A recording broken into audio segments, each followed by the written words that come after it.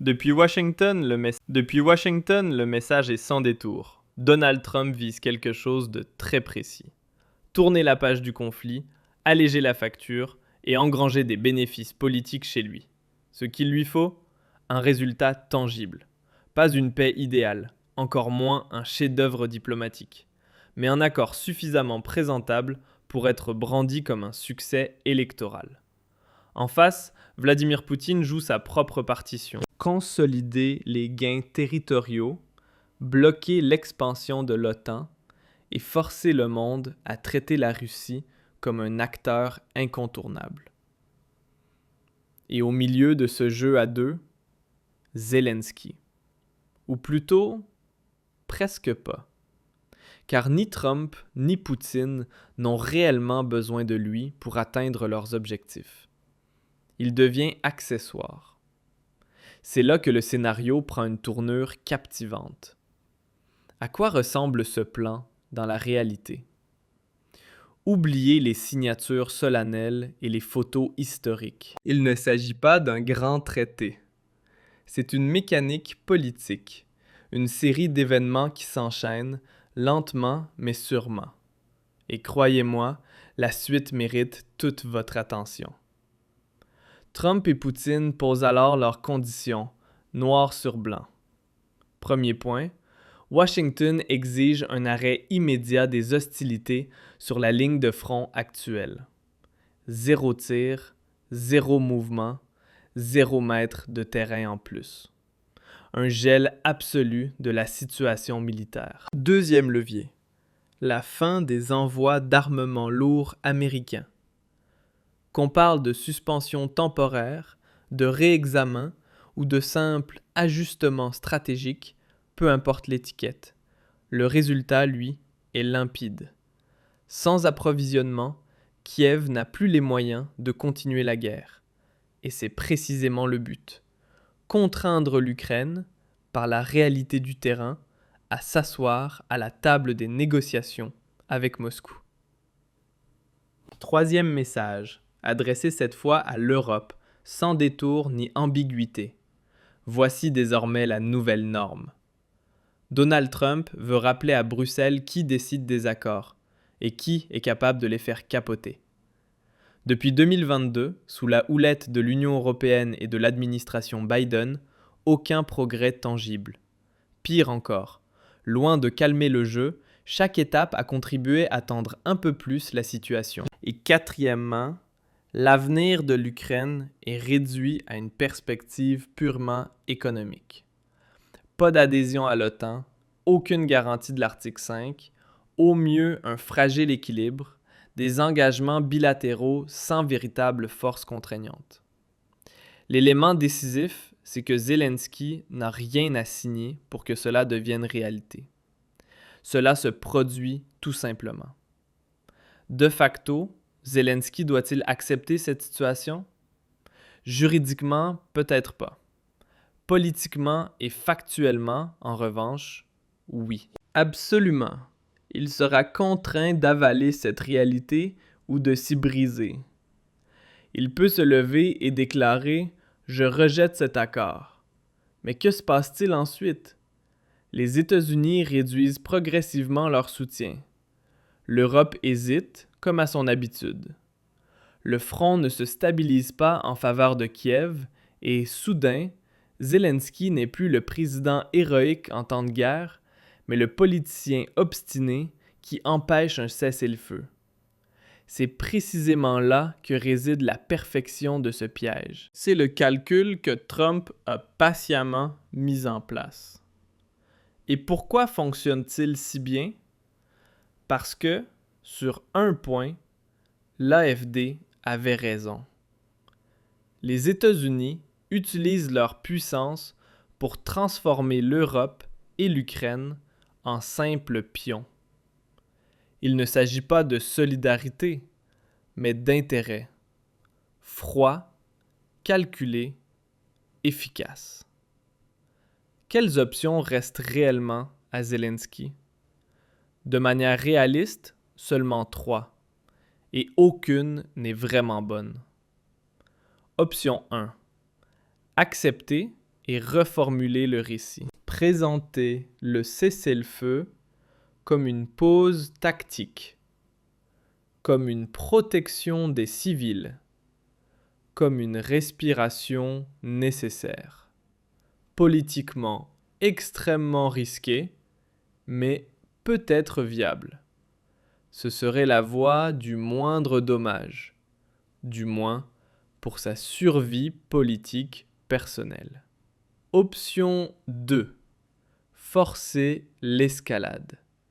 Lancer de grandes offensives, provoquer délibérément la Russie afin de replonger les États-Unis plus profondément dans le conflit.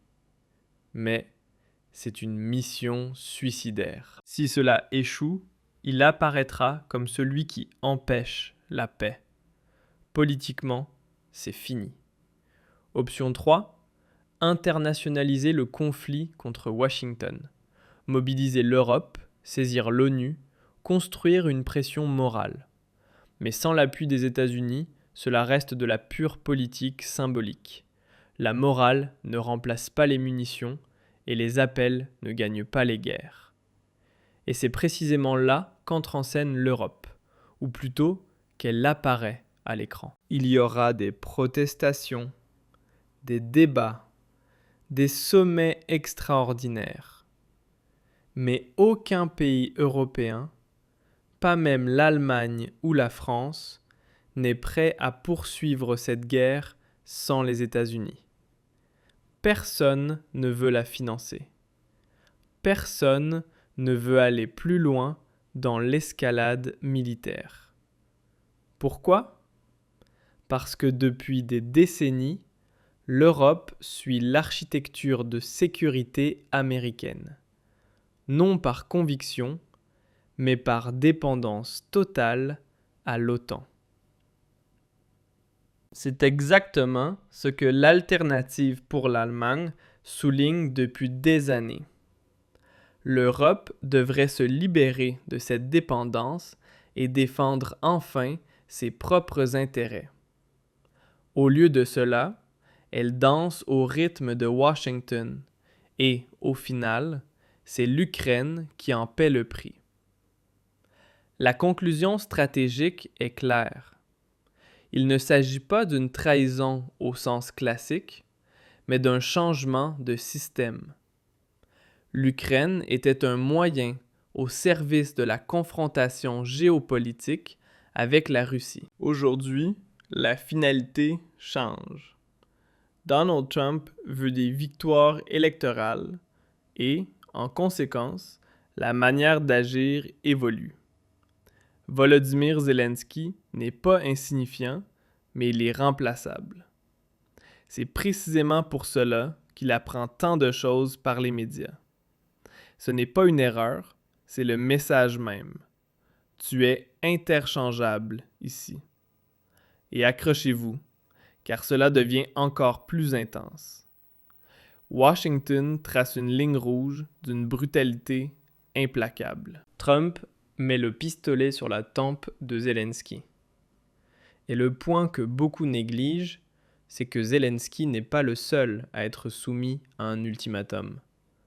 Trump lui-même est sous une pression massive. En coulisses, une lutte de pouvoir fait rage, qui ne concerne pas seulement l'Ukraine, mais l'avenir politique de Trump. Nous sommes dans la phase finale de la guerre en Ukraine, et à partir de maintenant, tout s'accélère à une vitesse fulgurante. Des décisions repoussées pendant des années sont imposées en quelques jours. Zelensky a à peine le temps de respirer, mais pour Trump, le temps est compté. D'où cette pression brutale. Regardons la situation de Zelensky. Le journal Bild l'écrit sans détour. Trump met l'Ukraine sous la menace directe. Des garanties de sécurité uniquement en échange de concessions territoriales massives. Le gouvernement américain est clair. Sans concession, Plus de parapluie de protection. Il s'agit de l'ensemble du Donbass. Pas seulement des territoires déjà perdus, mais aussi de régions que l'Ukraine contrôle encore. Officiellement, Kiev détient 20% du Donbass, mais la Russie exige tout. Et désormais, comme le rapporte le Financial Times, les États-Unis sont prêts à l'accepter. Cela bouleverse l'ensemble de l'équilibre des forces. En principe, cela aurait dû être réglé lors de la rencontre à la Maison-Blanche. Mais Zelensky est resté inflexible, campant sur des exigences maximales. Trump est furieux. Il avait présenté un accord avec des garanties américaines étendues. Un texte que Zelensky aurait voulu signer immédiatement, mais désormais conditionné à l'abandon total du Donbass.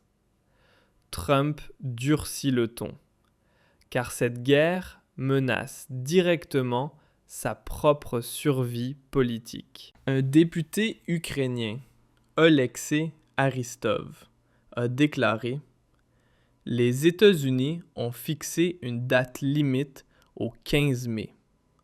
Pas d'accord? Alors ils se retirent et abandonnent l'Ukraine. La raison? Les élections de mi-mandat aux États-Unis. Si les républicains s'y présentent avec un conflit non résolu, c'est un poison pour Trump. Trump a besoin d'un succès. La guerre en Ukraine faisait partie de ses promesses électorales centrales. S'il perd les midterms, sa présidence est de facto paralysée. Plus de lois, plus de réformes, immobilisme. Il doit donc soit livrer un résultat, soit désigner un coupable. Et ce coupable s'appelle Zelensky. Le message de Trump est limpide. J'ai voulu négocier, créer la paix, mais Kiev bloque. Pour l'Ukraine, cela ne signifie pas une défaite sur le champ de bataille, mais une capitulation à la table des négociations, une paix dictée. C'est précisément ce contre quoi l'UE a mis en garde pendant des années. Le Donbass est le dernier levier de Zelensky. S'il l'abandonne, il ne lui reste plus rien. Tout dépend alors de promesses russes, fragiles, incertaines, cassantes comme du verre. Zelensky est acculé. S'il signe, il passera pour l'homme qui a sacrifié l'Ukraine. S'il refuse de signer, il perd les États-Unis. Plus d'armes, plus d'argent, plus de soutien. Ce n'est pas un choix. C'est une contrainte et un danger majeur pour l'Europe, car les garanties américaines ne semblent valoir que tant qu'elles servent des intérêts de politique intérieure. Le secrétaire général de l'OTAN, Mark Rutte, le formulait sans détour. L'Europe ne peut pas se défendre sans les États-Unis. Une déclaration révélatrice. Lorsque Washington utilise les garanties de sécurité comme moyen de pression, cela ne concerne pas seulement Kiev, mais l'ensemble de l'OTAN. C'est précisément ce contre quoi on mettait en garde. Sans autonomie stratégique, l'Europe reste vulnérable au chantage. Pour Zelensky, il ne reste que deux options réelles, toutes deux catastrophiques. Option 1. Signer, abandonner le Donbass, obtenir des garanties formelles. Sur le papier, une stabilité apparente. Dans la réalité, une autodestruction politique. Il devrait expliquer à son peuple que tous les sacrifices ont été vains. Kiev serait déstabilisé et les garanties ne vaudraient que ce que vaut la volonté politique à Washington. Option 2. Refuser et miser sur un bluff. Mais sans les États-Unis, tout s'effondre. L'Europe ne peut pas compenser ce vide. La Russie exploite la faiblesse, lance de nouvelles offensives, provoque davantage de destruction. L'effondrement intérieur et extérieur se rapprochent. Moscou, en revanche, observe la situation avec calme. Washington fait le travail de pression, quelle que soit la décision de Zelensky. La Russie y gagne soit par des territoires supplémentaires, soit par un avantage militaire décisif. Les rapports de force ont basculé. L'Ukraine est devenue un jouet de la politique intérieure américaine. Il ne s'agit pas de morale, mais de pouvoir, d'élection et de calcul. Pendant ce temps, l'Europe est reléguée à la table des petits. Pendant des années, on a invoqué des slogans de solidarité. Aujourd'hui, l'impuissance apparaît au grand jour, dépendante de Washington, politiquement comme militairement. Les paroles de Rutte le disent sans détour. Aucune capacité de défense autonome. Une paix imposée déstabiliserait l'Europe à long terme et créerait un précédent dangereux. Si les frontières deviennent négociables, les alliances perdent leur crédibilité. L'Europe de l'Est observe attentivement. Quelle est la solidité réelle des promesses? L'Occident donne l'image d'un affaiblissement, et la Russie, comme la Chine, en tire leurs conclusions. L'Europe aurait pu voir venir tout cela. L'autonomie stratégique a été invoquée pendant des années. Il n'en est resté qu'un slogan creux.